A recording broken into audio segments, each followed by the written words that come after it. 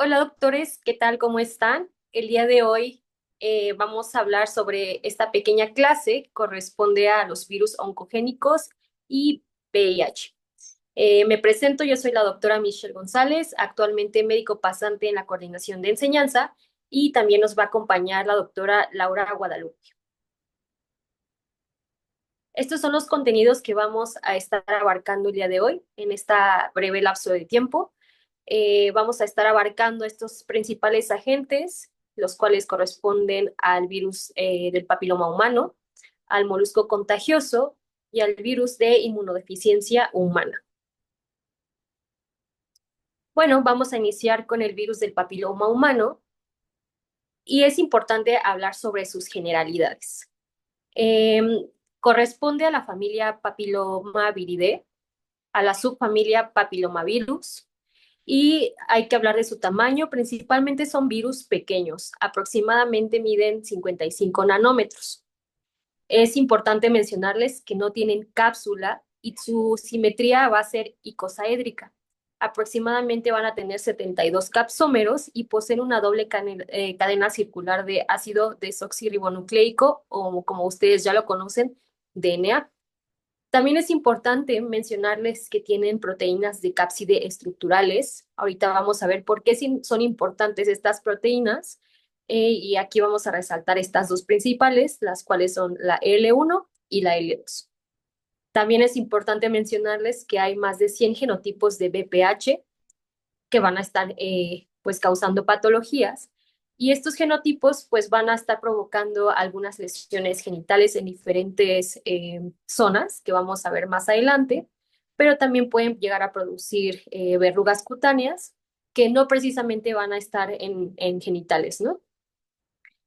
Tenemos varios tipos, pero principalmente el 6 y el 11 se van a asociar más a estas verrugas genitales benignas en hombres y mujeres. De acuerdo con la epidemiología, la bibliografía nos menciona que se han identificado más de 30 genotipos de este virus en lesiones genitales humanas.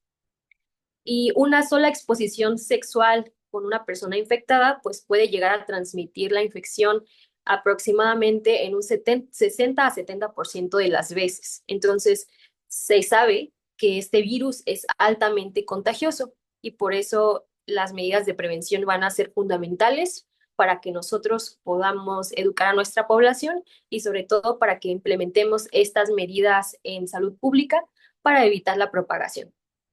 Tenemos distintos tipos, como se los había mencionado, pero los principales van a ser el 16, el 18, el 31, el 46 y el 56. Estos van a producir lesiones genitales en vulva, cuello uterino y en pene. ¿Y cuáles van a ser los factores de riesgo más importantes para contraer esta enfermedad? Principalmente la vida sexual. Las múltiples parejas sexuales es un factor de riesgo alto, el tabaquismo y la inmunosupresión, es decir, pacientes que se encuentren en tratamientos con cáncer, que tengan ya un diagnóstico de VIH o que hayan sido trasplantados recientemente. Ok, es importante hablar de todo el mecanismo de la infección del virus del papiloma humano, y pues tenemos principalmente la entrada, ¿no? ¿Cómo va a estar entrando el virus a nuestras células? Pues a través de microabrasiones en el epitelio. Entonces, al entrar el virus, pues va a tener esta fase de expresión temprana. Esta se va a dar en la capa basal y se van a expresar algunas proteínas como la proteína E1 y la proteína E2, las cuales van a permitir la replicación de este virus, de su DNA, en bajo nivel, ¿vale? O sea, es decir, que va a hacer una replicación pues muy bajita. Posteriormente, tenemos esta fase de expresión tardía y la replicación amplificada. Aquí la diferenciación celular va a llevar a la expresión masiva de algunas oncoproteínas como la E6 y la E7. También la replicación exponencial del DNA viral, y también va a haber expresión de estas proteínas estructurales que les mencionaba anteriormente, que son la L1 y la L2. Y al final va a estar la liberación. ¿Cómo es que va a pasar esta fase? Pues los viriones se van a ensamblar y van a liberar, se van a estar liberando al descamarse estas células de la superficie. Entonces, este prácticamente es el mecanismo de infección del virus. Aquí me pareció importante hacerles esta tabla en donde ustedes vean la clase, los tipos, qué tan riesgoso en cuanto a cáncer o a desarrollar esta enfermedad, pues son estos virus y la enfermedad que se asocia, ¿no? Entonces tenemos a los virus oncogénicos que principalmente van a ser los tipos 16 y 18. Estos van a estar ocasionando aproximadamente el 70% de cáncer cervicouterino, pero no hay que descartar algunos otros tipos como el 31, el 33 y el 45. Tienen un riesgo oncológico bastante alto y principalmente se asocian a cáncer de cervix, a cáncer de ano, vagina, orofaringe, vulva y pene. Por otro lado, también tenemos a los de bajo riesgo. Principalmente vamos a tener a los tipos 6 y 11, que van a estar ocasionando aproximadamente el 90% de las verrugas anogenitales. También es importante no descartar a los tipos 40 y 42, que también pueden llegar a estar ocasionando este tipo de verrugas y tienen un riesgo oncológico bajito. Es decir, que estos no están asociados a cáncer, pero pues sí están ocasionando estas lesiones verrugosas o que también les podemos nosotros llamar condilomas acuminados, que son estas verrugas genitales, pero también pueden estar ocasionando algunas otras enfermedades como la papilomatosis respiratoria. Entonces, importante que ustedes sepan diferenciar entre estos tipos que pueden llegar a provocar cáncer cervicouterino y otros tipos de cánceres a los que solo están provocando estas lesiones que prácticamente son benignas y ahorita vamos a ver el tratamiento de estas lesiones. Bueno, ¿cuáles van a ser las principales manifestaciones del virus del papiloma humano? Estos los vamos a dividir de acuerdo a los serotipos que tengamos. Entonces, principalmente en los serotipos 6 y 11 ya habíamos mencionado que están provocando estas lesiones genitales o verrugas, que van a ser estas lesiones exofíticas y van a tener aspecto a coliflor. Pueden llegar también a ser planas e indoloras. Entonces, en la clínica, ustedes cuando estén rotando ya en clínica o con pacientes, pueden llegar a tener este tipo de lesiones y ustedes van a empezar a orientar su sospecha diagnóstica de acuerdo a su exploración física, a su historia clínica, pero principalmente en estos serotipos se van a ver este tipo de lesiones. Los serotipos 16 y 18, ya habíamos mencionado que estos son los que están altamente asociados a cánceres o que son oncogénicos y van a estar ocasionando neoplasia intraepitelial cervical, pero también neoplasias vulvares, anales, principalmente en estas localizaciones. Pueden llegar a cursar asintomáticas y pueden llegar a ser detectados a través del tamizaje. Ahorita vamos a ver cuáles son las medidas del tamizaje, pero pues es importante que nosotros pues orientemos todo nuestro diagnóstico también con base en la exploración física, como les mencionaba, en la historia clínica completa, ¿vale? A pesar de que pueden llegar a cursar asintomáticos, también pueden llegar a tener síntomas tardíos. En este caso, pues generalmente encontramos sangrado postcoital o dolor al término o durante las relaciones sexuales, dolor intenso intermenstrual y dolor pélvico, o que también se puedan llegar a sentir masas palpables mediante la exploración física. Ujú. En cuanto al diagnóstico, pues lo vamos a también dividir de acuerdo a los serotipos, ¿no? Si tenemos el serotipo 6 y 11, principalmente, pues vamos a estar observando las verrugas genitales, estas lesiones exofíticas que van a tener este aspecto como a una coliflor, que pueden llegar también a ser planas, pero no van a doler.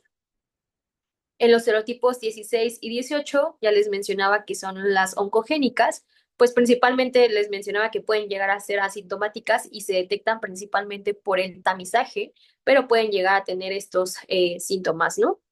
Entonces, por eso es bien importante que sepamos diagnosticarlos mediante clínica, mediante la exploración física y también podemos llegar a hacer algunas pruebas inmunológicas. En este caso, pues tenemos PCR, tenemos ELISA. Ujú. Tratamiento. ¿Cuál va a ser el tratamiento principalmente? Va a depender mucho del serotipo al que estemos expuestos, pero principalmente va a ser citotóxico o quirúrgico. Las verrugas genitales también se pueden llegar a eliminar por medio de láseres o congelamiento a través de nitrógeno líquido, y las lesiones cervicales o anales se pueden llegar a tratar con electrocauterio. En carcinomas, pues hay distintos tratamientos, pero principales van a estar la radioterapia y la cirugía radical. Entonces, si tenemos un cáncer cervicouterino, pues lo más probable para la paciente sea que tengamos que hacer una cirugía radical, una histerectomía en este caso, para poder evitar la metástasis a ciertas zonas de contigüidad. En cuanto a la prevención, tenemos importante disminuir las prácticas de riesgo. ¿Cómo lo vamos a hacer? Pues el uso del preservativo puede llegar a funcionar, pero ya sabemos hoy en día que no es conveniente del todo. O sea, también podemos llegar a contraer el virus del papiloma humano a través de algunas superficies contaminadas, pero sí es importante. La vacunación, sí existe la vacunación y es muy importante porque nos protege de estas serotipos oncogénicos como el 16, el 11 y el 16 y el 18. Entonces es importante la aplicación de la vacunación y la citología cervical, que esta nos va a ayudar como una medida de tamizaje para poder detectar cáncer cervicouterino tempranamente y poder nosotros tomar una terapéutica adecuada. Bueno, aquí yo les muestro estas imágenes de cómo se ven estas lesiones, aquí los condilomas en la región genital, pero también no descartar que podemos tenerlo a nivel bucofaríngeo. También podemos tener el cáncer cervicouterino, que ya es en unas, bueno, ya son etapas más avanzadas de la enfermedad. Aquí les muestro unas imágenes de cómo se pueden ver en estas serotipos que afectan principalmente a la piel y los condilomas.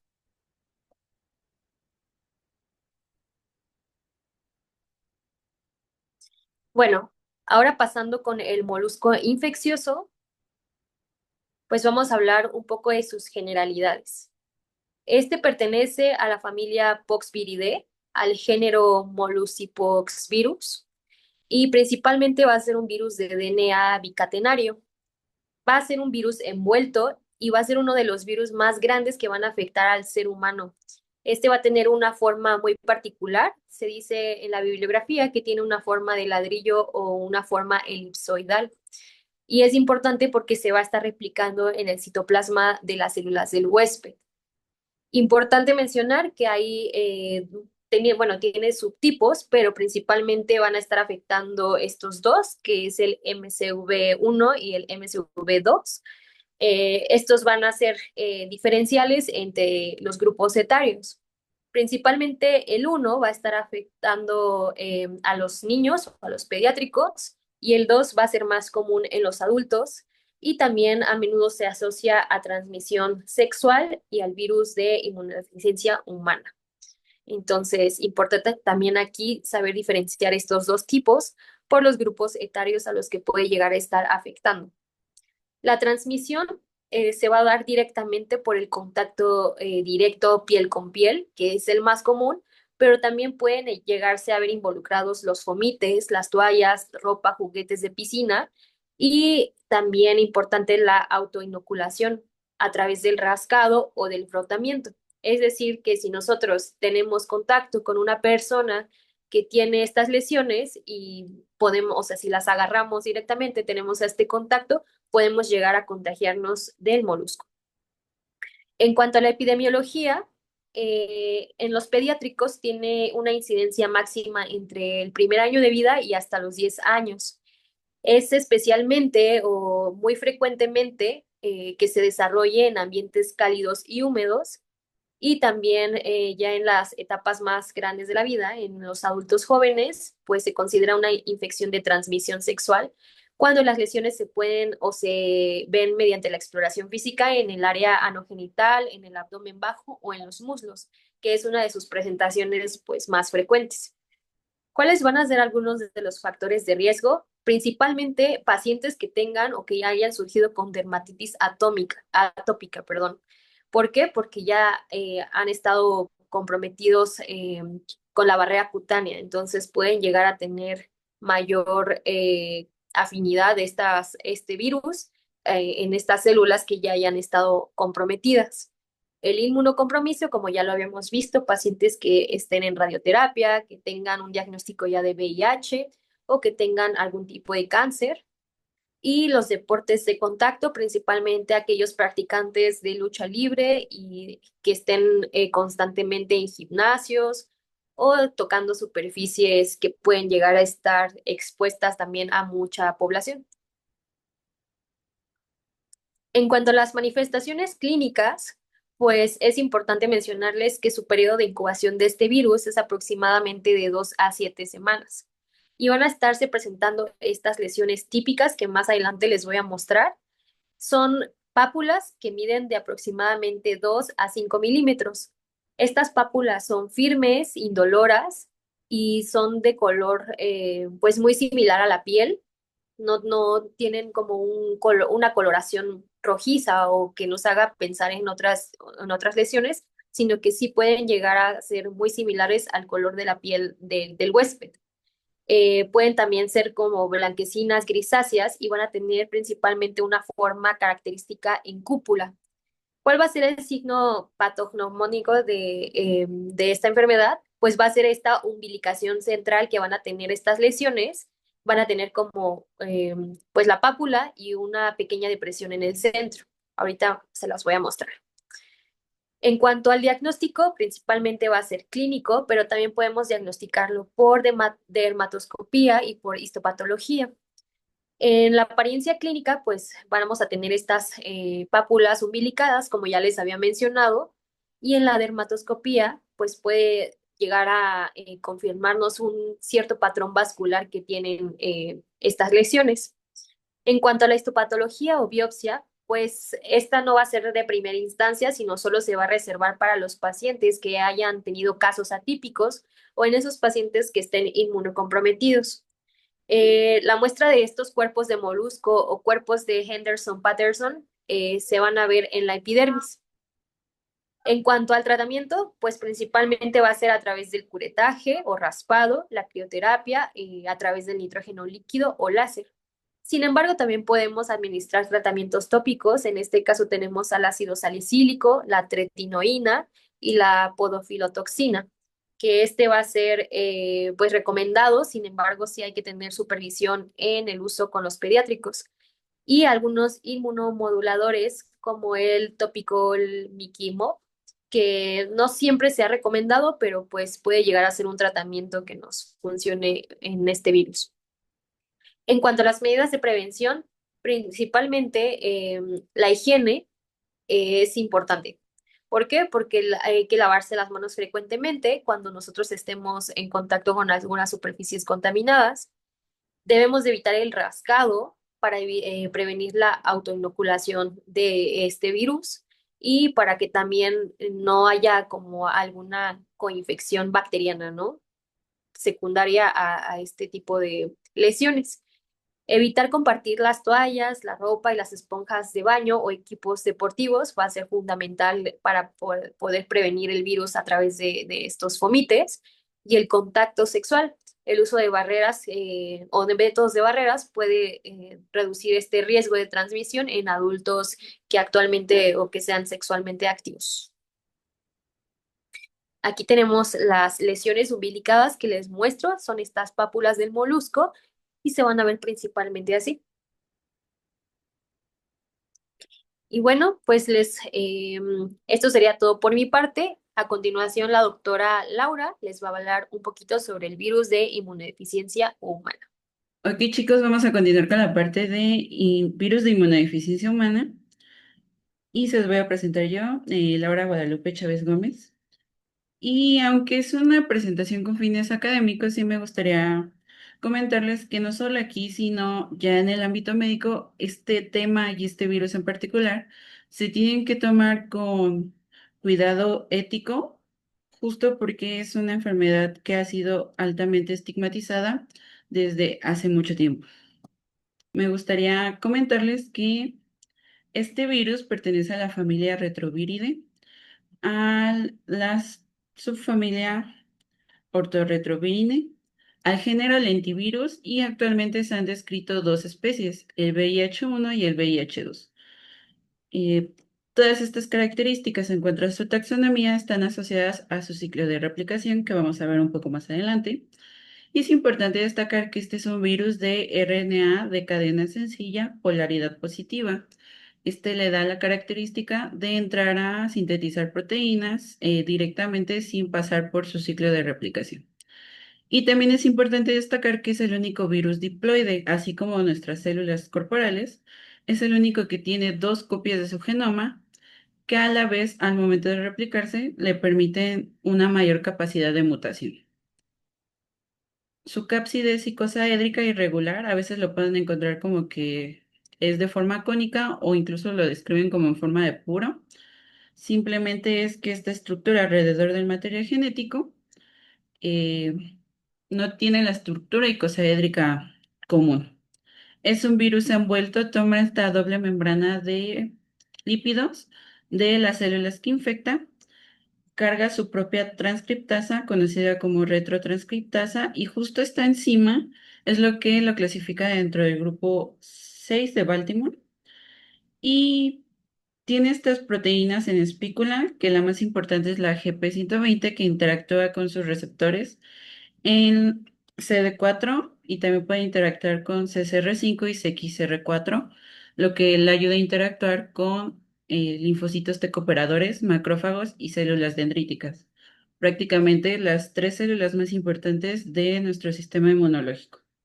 De ahí las afecciones que se pueden generar por la infección por este virus. Su ciclo de replicación es complejo, pero detallándoselos rápidamente, una vez que el virus se une al receptor, ya sea CD4, CCR5 o CXR4, se medía la fusión de esa envoltura viral con la membrana de la célula, liberando la nucleocápside. Esta tiene tres vías posibles. Una, que nuestra propia célula la degrade. Dos, que entre directamente a ribosomas a sintetizar proteínas tempranas.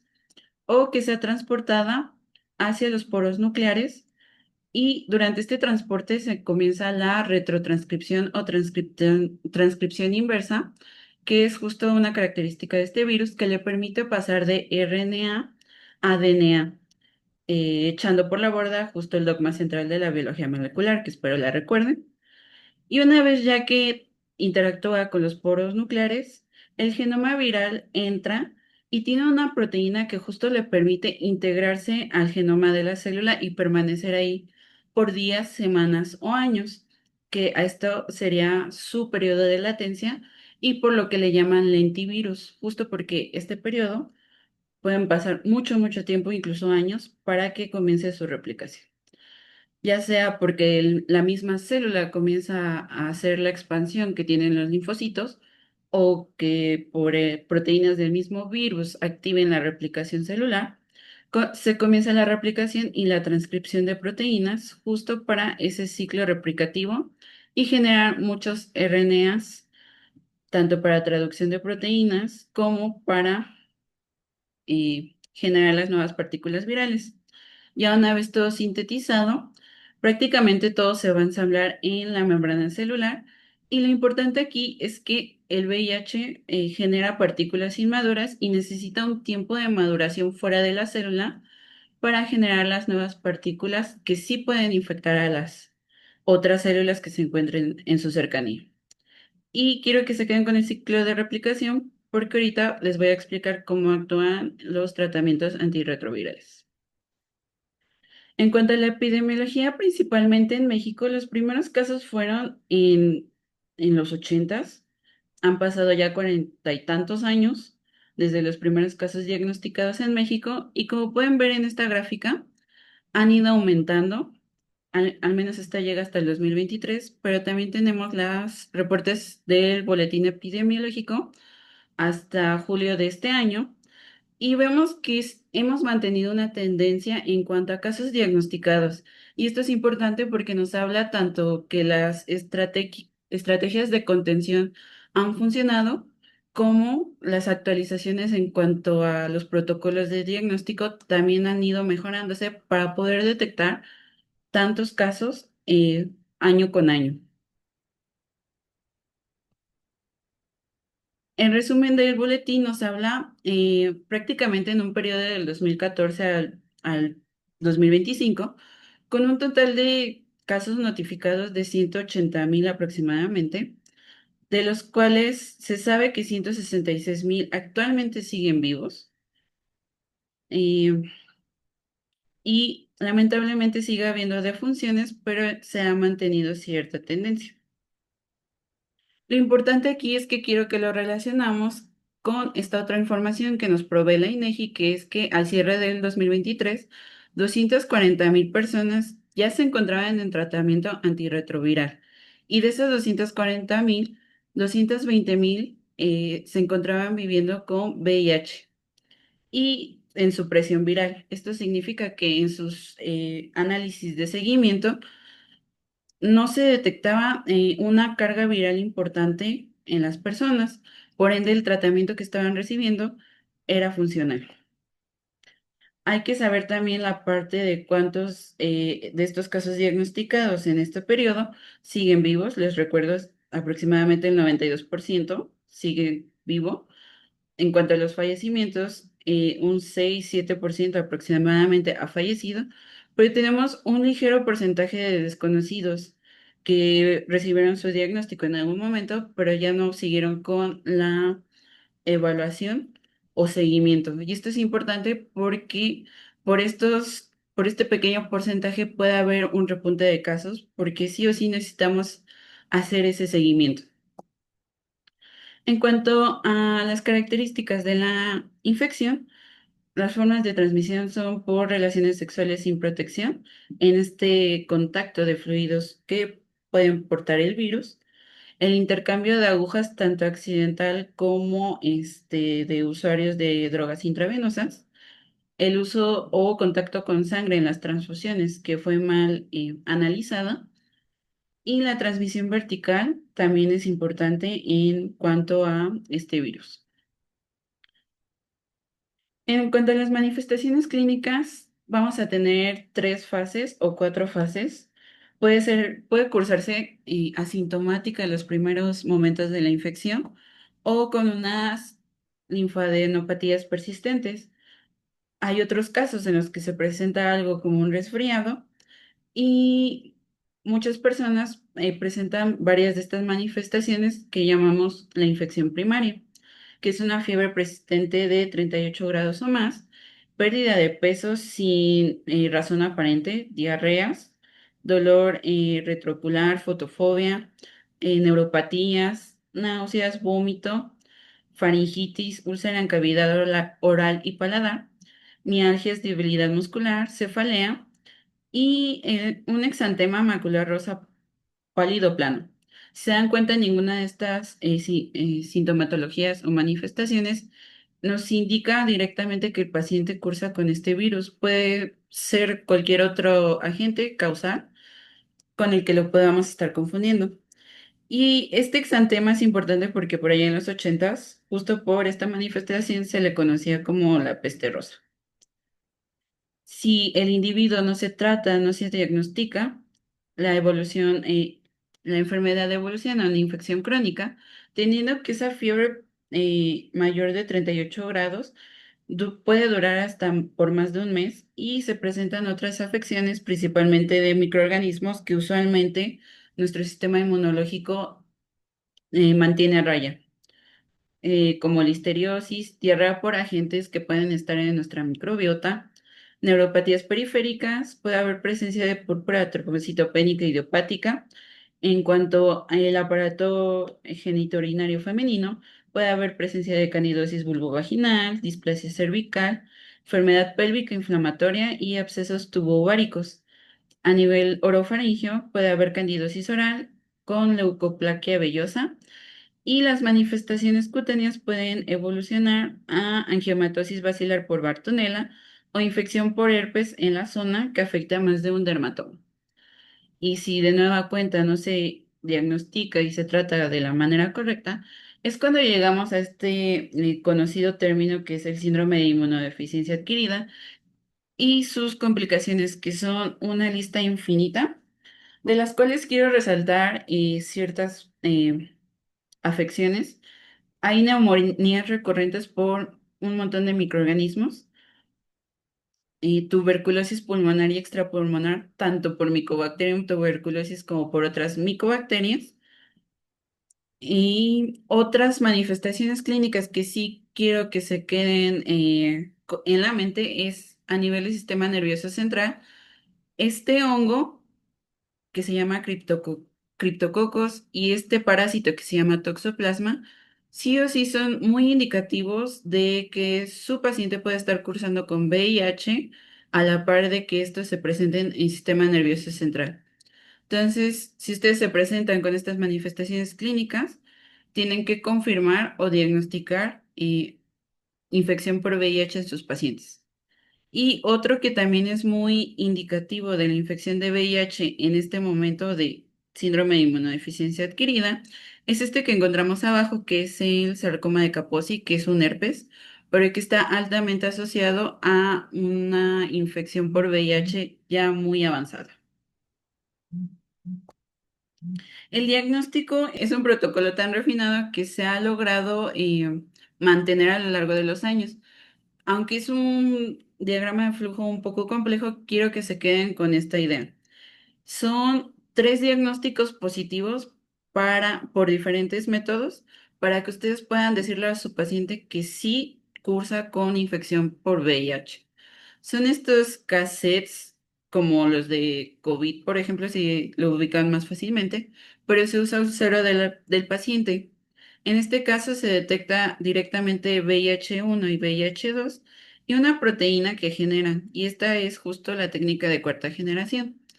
Si nuestro paciente se conoce con actividad o contacto de riesgo y en esta primera se sabe negativo, ustedes tienen que mandarlo a carga viral para seguimiento y para que se pueda descartar al 100% que no desarrolló la enfermedad. Si aquí se presenta positivo, se pide la segunda muestra para la segunda técnica, que sería a la par una técnica de cuarta y tercera generación. Y aquí, aunque se complica un poco, quiero que se queden con la parte de que a partir de aquí, para todos los que queden intermedios o negativos, se les manda carga viral para poder descartar al 100%. Y si sale positivo, se manda la tercera técnica que es el Western Blot. Ya si en el Western Blot sale positivo, se le informa ya al paciente que cursa con la infección. Y una vez que se le da el diagnóstico positivo, se tiene que hacer un seguimiento. Ustedes a lo mejor conocen la PCR o la RT-PCR de punto final, que después de cierto tiempo nos indica si el material genético de lo que estamos buscando está presente o no en nuestro paciente. Pero para algunas enfermedades, como es el VIH, este seguimiento se hace con otra técnica similar, que es la PCR cuantitativa retrotranscrita. Y esta nos da un informe cada cierto tiempo, supongamos nos da un informe cada 10 minutos de si se amplificó algo o no y la cantidad que se está amplificando. Y lo ideal es que nuestro paciente tarde pues casi el mismo tiempo o que nos tomaría realizar una PCR de punto final. Si en tiempos tempranos nos envía un resultado de carga viral alta, estamos hablando de que nuestro individuo en ese momento está cursando con una carga viral en su sistema importante y lo puede estar afectando en cuanto a las manifestaciones clínicas. Y también se tiene que hacer un recuento de CD4, ya que al final es la célula que justamente afecta a este virus. Y lo importante es tener este cribado de las categorías clínicas donde encontramos a nuestros pacientes asintomáticos o con infección aguda, un sintomático de una infección crónica o las condiciones ya definitorias de síndrome de inmunodeficiencia adquirida. Y también tenemos que ver la cantidad de leucocitos. Lo importante es evaluar que esté por arriba de los 200 células por mililitro, ya que por menor de este número ya se considera que nuestro paciente está cursando SIDA, sin importar las categorías clínicas en las que se encuentre. En cuanto al tratamiento, son combinaciones de antirretrovirales que promueven la calidad de vida de las personas y evitan justo que el virus genere una resistencia. Por ende, son tratamientos individualizados. Hay un montón en la actualidad que están circulando en los países, pero quiero que se queden en cómo actúan. Tenemos los análogos nucleosídicos de la transcriptasa inversa, los no nucleosídicos, inhibidores de la proteasa, inhibidores de la fusión, inhibidores de la integrasa e inhibidores de CCR5. Y vamos a regresar al ciclo replicativo. Los inhibidores de la fusión nos van a permitir que, aunque el virus ya haya reconocido sus receptores en la célula, no se dé este proceso de fusión de la envoltura viral y de la membrana celular. Los inhibidores nucleosídicos y no nucleosídicos evitan el paso de que el virus eh, genere DNA a partir de su RNA.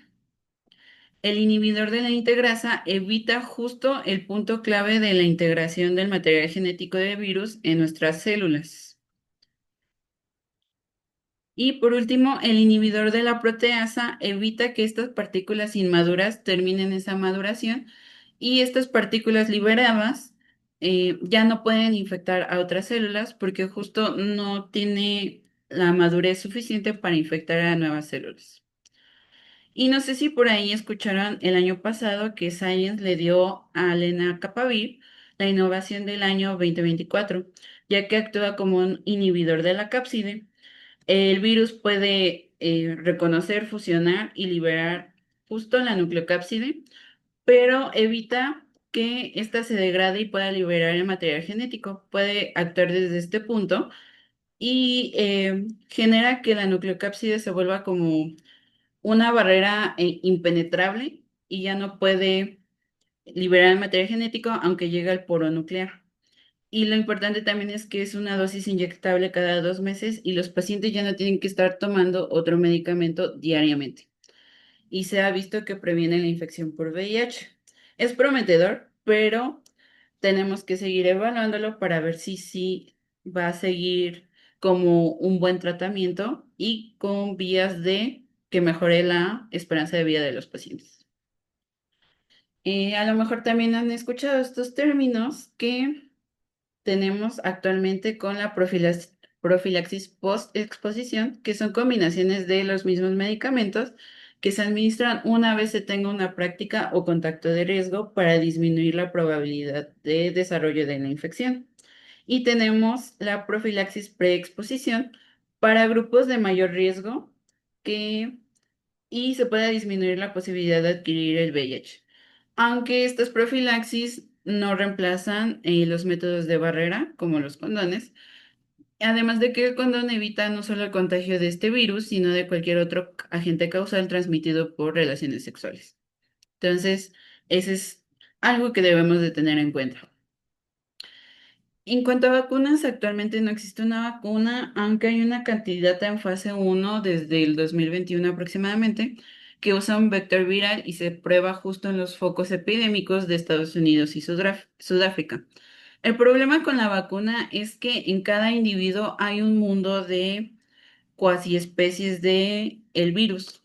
Aunque se haya contagiado de VIH-1 o VIH-2, estos virus tienen una tasa de mutación alta y generan subespecies o cuasi especies dentro de uno mismo. Y una vez que nosotros adquirimos el virus, puede ser por una de estas cuasi especies o por varias. Nuestro sistema inmunológico lo reconoce, sí genera anticuerpos frente a este virus, pero el virus al ya haber mutado, ya tiene otras cuasi especies diferentes que no son reconocidas por la inmunidad que ya nosotros realizamos. escapando justo a la neutralización por anticuerpos. Ese es el problema con el VIH y por qué después de tanto tiempo no hay una vacuna.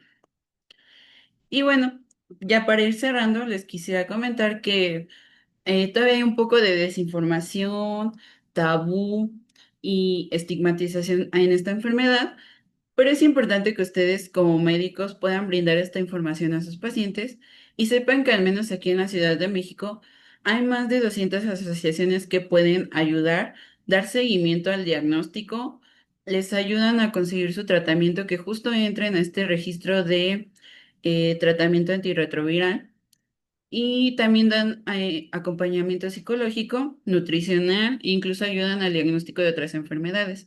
Estas son algunas de ellas, pero les menciono, son más de 200 al menos aquí en la Ciudad de México. También hay otros centros como los Capacits y el CIENI que ayudan también al diagnóstico y tratamiento. Y también es importante recordar que en el IMSS Bienestar y en el ISSSTE también el tratamiento es gratuito. Muchas gracias por su atención. Con esto cerramos este último tema de los megarepasos.